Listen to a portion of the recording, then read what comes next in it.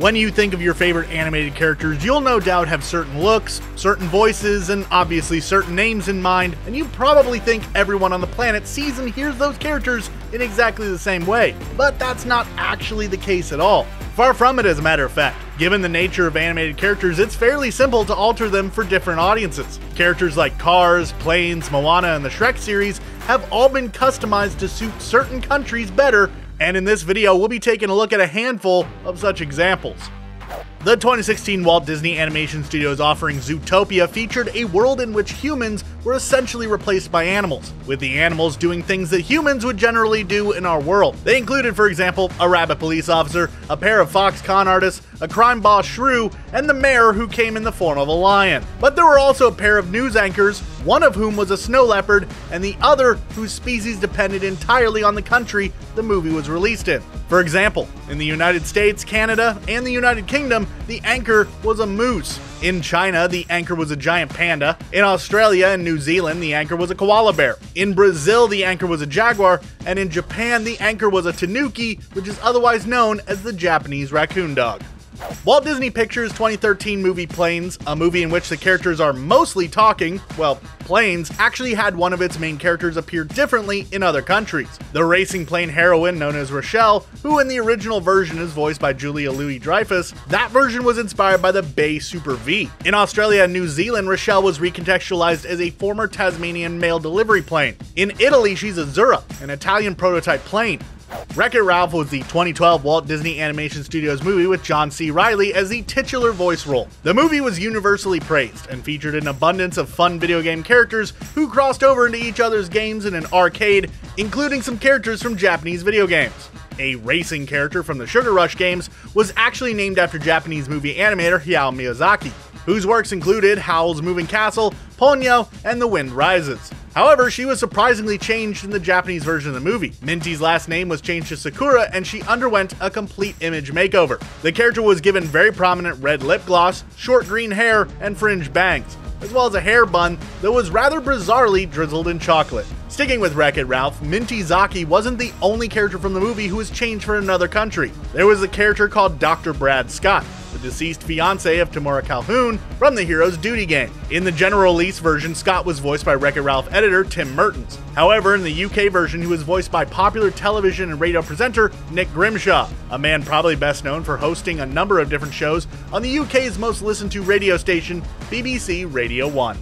2016's Cars is a movie all about anthropomorphic cars and a variety of other anthropomorphic motorized vehicles. It is a brilliant offering from the always fantastic Pixar, and it famously utilized the voice talents of the likes of Owen Wilson, Paul Newman, Larry the Cable Guy, Bonnie Hunt, Cheech Marin, George Carlin, and Michael Keaton. But one character in the movie is voiced by two different people depending on the country. The character in question is Harv, Lightning McQueen's agent, who is never actually seen on screen as McQueen only speaks to him over the telephone. In the UK version of the movie, Harv is voiced by TV personality Jeremy Clarkson, which makes sense as Clarkson has famously hosted car shows like Top Gear and the Grand Tour. But in the general release version of the movie, Harv is voiced by American actor Jeremy Piven, who has no such link to the automotive world but played Power Agent Ari in the series Entourage. The sequel to Cars 2001, predictably named Cars 2, featured a character who went by the name of Jeff Corbett, and who was voiced by popular stock car racing driver Jeff Gordon. However, in various international versions of the movie, the character was both renamed and voiced by different real-life racing drivers, who are better known in the countries in question, as stock car racing really isn't overly popular in most other parts of the world. In the Australian release of the movie, he was voiced by V8 supercar driver Mark Winterbottom, and was renamed Frosty. In the Spanish release, he was voiced by Formula 1 driver Fernando Alonso, and given Alonso's name. In the Russian release, he was voiced by Formula 1 driver Vitaly Petrov, and given Petrov's name. In the Swedish release, he was voiced by touring car driver Jan Nilsson, and renamed Flash. And in the German release, he was voiced by Formula 1 driver Sebastian Vettel. 2015's Inside Out is mainly set inside the mind of a young girl named Riley, as she and her family attempt to adjust to new surroundings. But we also get to look into the minds of certain other characters, including some other members of Riley's family. While viewers in some versions of the movie, most notably the ones in North America, saw a hockey sequence playing out in Riley's father's mind during a dinner sequence, most of the world saw soccer on screen, or football if you prefer. The reason for the soccer version is because it's the most popular sport on the planet, whereas hockey's popularity is more localized and limited to a smaller number of countries. When Riley is a baby, her father feeds her broccoli in every country around the world except for Japan, where she is instead fed green peppers. This was done because there, bell peppers are considered even more disgusting fare compared to broccoli. Disney icon Mickey Mouse is arguably the most recognized animated character on the planet, and he tends to go by the same name or an obvious variation of it everywhere in the world. But in Italy, he had his name changed from the very beginning, because in the home of pizza and pasta, he goes by the name of Topolino. It all began way back in 1932, 4 years after Walt Disney made himself Steamboat Willie, the first Mickey Mouse cartoon. Italian editor Mariano Bini began making Mickey cartoons of his own, but he didn't secure the rights to his name or likeness, and so for legal reasons, he began drawing a character called Topolino, whose name is two words which translate to Little Mouse in Italian. While he did eventually get the Mickey rights from Disney, Topolino cartoons had already become so popular that he made a slight change to that name and began calling Mickey himself Topolino, which is one word. 2016 Pixar movie Finding Dory features a marine life institute, and the institute had an announcer whose recorded messages were broadcast all over its public address system. In the United States and various other English-speaking countries, the role is taken by Alien star Sigourney Weaver. In Brazil, it's journalist Marli Gabriela in the role. In Poland, it's documentary narrator Cristina Cubana. And in Spanish, it's astronaut Rodolfo Narivella, all of whom are playing themselves. Sadly, in the UK version, they couldn't get David Attenborough, the original Blue Planet narrator and one of the most iconic figures in broadcasting and naturalism in the country, to take on the role.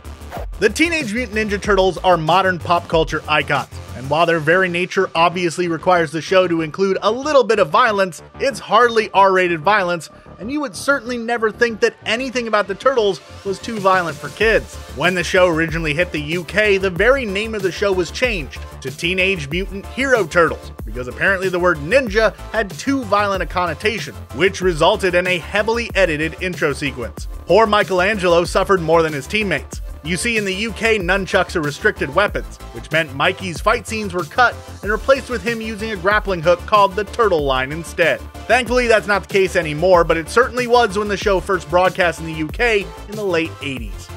2016's Moana might just be a modern classic, but the lead character in the Walt Disney Animation Studios movie, and subsequently the movie's title, had to be renamed for its release in certain countries. In Italy, it had to be renamed because there was already a very famous Moana in the form of the late Moana Posey. Believe it or not, Posey was an adult film actress who passed away in 1994, but she was incredibly popular in mainstream circles as well. The name change was essential in that case as a way of definitively distinguishing what is undoubtedly a children's movie from someone involved with the adult industry.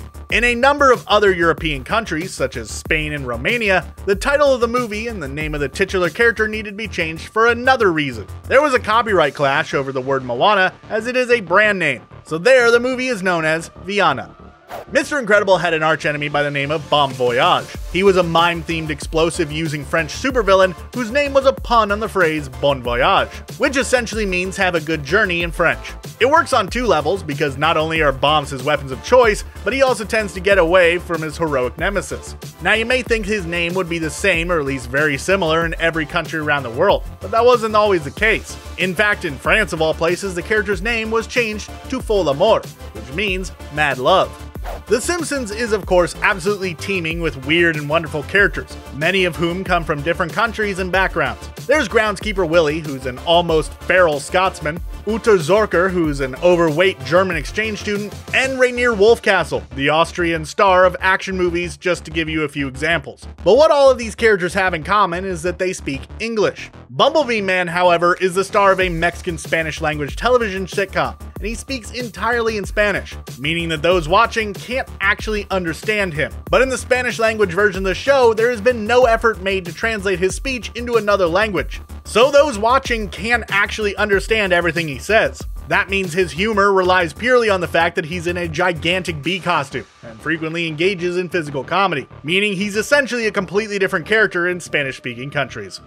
There's no doubting the fact that Buzz Lightyear is one of the most iconic animated characters of all time. Tim Allen has voiced the character in the Toy Story franchise since 1995, and he's seen as something of an American icon who also has quintessentially American ideals. But in 1999's Toy Story 2, one scene had to change for international audiences, when Buzz was delivering his motivational speech as a way of getting his fellow toys to go with him on a rescue mission. The US version of the movie fades the American flag into the background, and the national anthem of the United States can be heard. However, the international versions show an illustration of the Earth and plays the Randy Newman composed One World anthem, instead depicting Buzz as more of a pro-global individual and an advocate for multiculturalism than a specifically pro-American guy. Centers in China have banned anything involving Winnie the Pooh, including all cartoons and the live-action 2018 Christopher Robin movie, for a rather funny and somewhat heady reason. It's because of the fact that the Winnie the Pooh character has become a lighthearted way for people across the country to mock their president Xi Jinping. But it would also seem the government doesn't find the joke particularly funny. It started when Xi visited the United States in 2013, and an image of Xi and then President Barack Obama walking around together triggered comparisons to Winnie. So in this instance, it's not that the character himself has changed, but due to the fact that what he represents in China has been altered by the public, resulting in an outright ban. Again, this particular entry doesn't see any physical or vocal changes to the characters in question, but it's about how they're perceived, and we're referring to the characters in 2016's highly controversial Sausage Party. You see, in most countries, the characters in Seth Rogen and Evan Goldberg and Jonah Hill's black comedy are seen for what they are intended to be: characters in an adult movie that are incredibly gross and foul-mouthed, including drug addicts, very suggestive characters, and talking feminine hygiene products. But apparently one country thinks that they're children's characters. The country in question is Sweden. In the Scandinavian nation, they deemed Sausage Party and its controversial characters to be suitable for children as young as 7. Specifically, it was given an 11 rating, which, contrary to what might seem, means it's suitable for children aged 7 to 11. Now, Sweden might be known for being a particularly liberal country, but that's just wild, right? Despite being the most common and one of the most accessible languages on the planet, not everyone speaks or understands English. Contrary to what others might think, that may have been a problem for some movies. But the team who worked on Monster University saw this as an opportunity to flex their animation muscles. In the film, a set of cupcakes spell out "Be my pal" in the English version. But that phrase, which eventually turns into a joke when the cupcakes spell out the word "lame" on Randall's eyes, wouldn't work in a country that doesn't speak English. So they were changed to happy faces. No clever joke this time, but no confusion either. It's quite often the little details that go unnoticed until someone on the internet points them out for the masses. Case in point, a cool little scene in the beloved Brad Bird film Ratatouille. The film is set entirely in France, but all the characters speak English in the original version, but they also write in English, which isn't handy for those living in France. So what did Pixar do? Well, they redid a scene with Remy reading a letter. Of course, the French version of the film was redone so the letter reads in their native tongue, and not the original English text. Coco managed to warm our hearts and then break them into a million pieces. It went on to become a huge success around the world, but not everywhere. Actually, Coco made exactly $0 in Brazil. Crazy, right? Well, that's because the actual name Coco meant something gross in that country. Let's just say the word rhymes with scoop and it demonetizes YouTube videos. Very gross indeed. The film had to be given a brand new title. Obviously, Mama Coco had to have a new name as well. In Brazil, her name was Lupita instead. I mean, as long as Un Poco Loco was in it, that's all we need.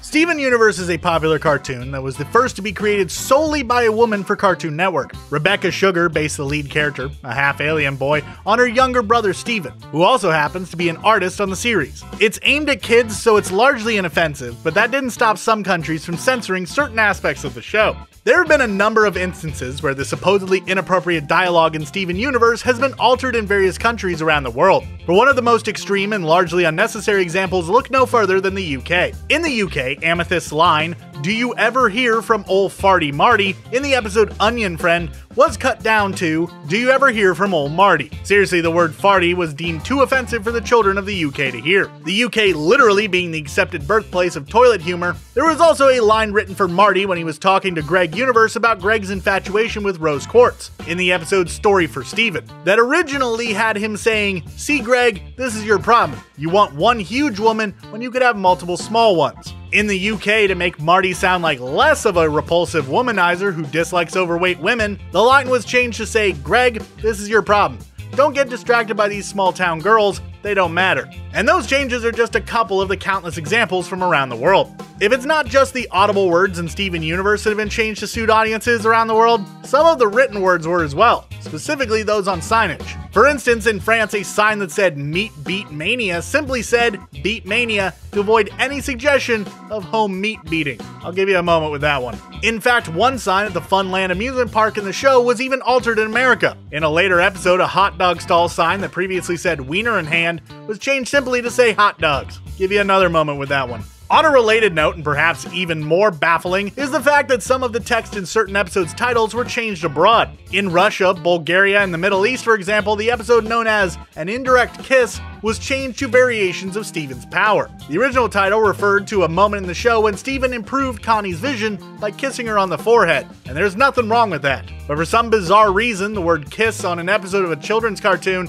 was deemed to be inappropriate. Scenes involving physical violence in Steven Universe tend to show contact between the people who are fighting. If someone gets punched in the face, you'll see the contact between fist and face. If someone gets kicked in the head, you'll see the contact between the foot and the head. Or at least you will when the show is being aired in America. In the likes of the UK and Australia, however, a technique known as hit flash is used instead, which fills the screen with a big flash at the point of contact, masking the moment it actually happens. A prime example comes in the Jailbreak episode, when the brutal showdown between Garnet and Jasper was full-on hit flashes spliced in at various points to hide the moment of physical contact, when any punches occurred. It's actually quite a commonly used technique in animation. Batman the Animated Series is another show that uses it, and it's so subtle that it's barely noticeable unless you are aware of the fact that it's happening. It's a convenient way to make the censors happy if they don't want actual contact violence depicted in cartoons without really taking away any quality from the scenes in question. There's nowhere you could have hidden away from the epic sensation that was the Disney film Frozen. This is just one of those films that we can't seem to let go, if you catch our drift. Let's take a look at some posters. The poster in America was very blue, and we see Anna and Hans buried in the snow on one side, and Elsa and Kristoff buried on the other side, with Olaf holding his head up and away from his body. If you've never seen the movie, this poster is confusing and kind of deceptive. The Japanese movie poster has Elsa isolated at the top with her ice magic and castle. Below that is Anna, who is concerned with Kristoff and Olaf behind her. This poster is much closer to the story that was actually told in the film, don't you think? When it comes to Disney, marketing cute characters is everything. So when Big Hero 6 was coming out, it would make sense that their poster in the US features their main adorable character, Baymax. The fluffy, inflatable nurse-turned-superhero was one of the main reasons audience flocked to this movie. The poster from France focuses more so on what the film is actually about, while giving a colorful glimpse into the movie. Do you prefer the minimalist, adorable character-focused poster, or do you like the more color poster that shows a glimpse into the story? We think both would get us to watch this awesome movie. Well, we stood and faced the strange and seen a number of changes. We even did Bowie one better and traced the time. As film technology improves, custom fitting movies to specific audiences will only get easier. So there might not be such a thing as a definitive cut at some point.